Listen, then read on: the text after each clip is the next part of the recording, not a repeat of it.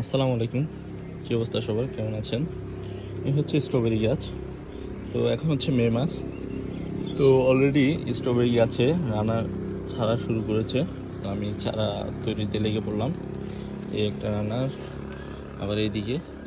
তো স্ট্রবেরি গাছের চারা তৈরি করা খুবই সহজ। যখনই দেখবেন এরকম ডাল বের হচ্ছে বা লতানো গাছ বের হচ্ছে, তখনই একটা মাটির টবে বা যে কোনো কিছু দিতে পারেন মাটিতে, এভাবে রেখে দিবেন। ও নিজে নিজেই ওর চারা তৈরি করে ফেলবে। যেমন শিকড় মাটিতে প্রবেশ করবে, এরপর চারা সেট হয়ে যাবে এখানে।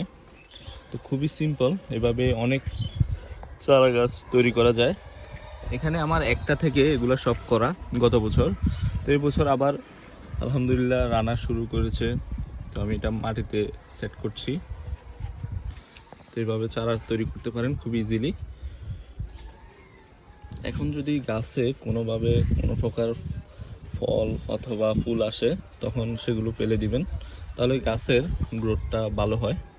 যদি ফুল দেখে এক্সাইটেড হয়ে রেখে দেন, তাহলে গাছ নষ্ট হয়ে যাওয়ার আশঙ্কা থাকে, গাছের গ্রোথ নষ্ট হয়ে যায়।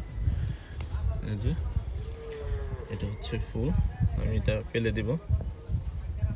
তো আসসালামু আলাইকুম, ভালো থাকবেন। এই ছিল আজকের ভিডিও।